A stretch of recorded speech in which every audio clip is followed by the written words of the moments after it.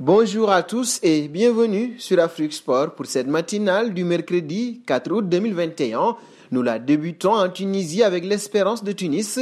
Les 100 et or, un autre technicien dans le viseur, Radi Jaïdi, attendu hier à Tunis. Le départ de l'entraîneur tunisien de Cercle Bruges est bloqué par son club qui n'a pas accepté de le céder à l'Espérance sportive de Tunis, selon Mosaïque FM. À en croire des médias tunisiens, le litige est d'ordre financier et que le club belge a demandé aux techniciens tunisiens de payer le montant total de sa clause de départ.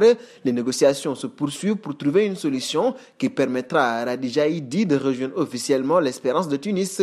Et nous faisons un passage en République démocratique du Congo. Le nouveau coach du tout-puissant Mazembe est dans le viseur de la justice de son pays. Accusé en France pour fraude fiscale depuis juillet 2015, Franck Dumas a été condamné à 36 mois de prison en janvier 2017 en première audience à Caen. Ayant été jugé par défaut, le technicien tricolore ne peut donc pas faire appel de cette décision, mais peut quand même la contester. Selon l'équipe, il a donc contesté la décision et sera jugé par le tribunal correctionnel. Le dernier report est celui du 17 mars 2021, au moment où le Conseil d'État devait donner son verdict. Nous passons à Samuel Eto'o. Riyad Mahrez a-t-il le potentiel d'être un jour élu meilleur joueur au monde? La légende des Lions indomptables est un admirateur de l'ailier algérien. Eto'o pense que le champion d'Afrique est l'un des meilleurs joueurs africains au monde. De plus, il estime que c'est une grande chance pour le continent africain d'avoir un tel joueur. En effet, l'ancienne gloire du FC Barcelone aurait déclaré « C'est l'un des grands joueurs du football mondial aujourd'hui. C'est à nous de faire venir le ballon d'or sur notre continent. Et j'espère vraiment que ce sera Riyad Mahrez, confus Samuel Eto'o. » Partons en Espagne avec Toni Kroos. Mauvaise nouvelle pour le Real de Madrid avant le début de la saison. Lors de cette préparation estivale, le milieu de terrain des merengues, Toni Kroos, âgé aujourd'hui de 31 ans et qui a disputé 42 matchs, marqué 3 buts, toutes compétitions confondues pour la saison dernière, a été stoppé dans son élan par une pubalgie. D'après un communiqué officiel du vice-champion d'Espagne, il existe une vraie incertitude concernant la présence de l'ex-international allemand pour le lancement de cet exercice 2021-2022 en Liga contre Alaves le 14 août prochain. Et de Toni Kroos, un bon auprès de Harry Kane. Il a de nouveau brillé par son absence lors de la séance de mardi et pour cause.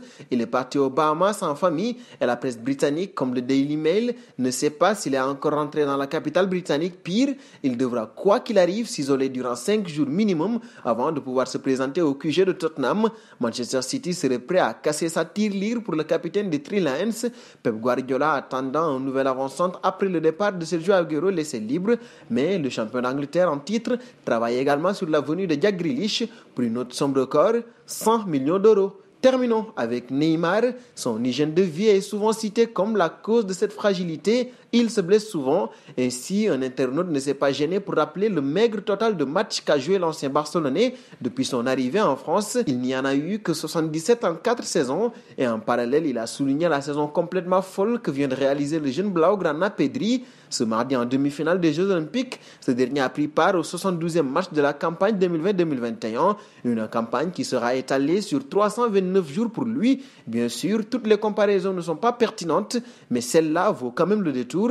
S'il tombe dessus en surfant sur le web, Ney aura de quoi être touché dans son amour-propre. Et nous arrivons au terme de ce journal que nous fermons avec la question du jour. Selon vous, Riyad Mahrez mérite-t-il le ballon d'or? Vos réponses seront attendues en commentaire. En attendant, n'hésitez pas à vous abonner sur Afrique Sport pour ne rien manquer des informations autour du football.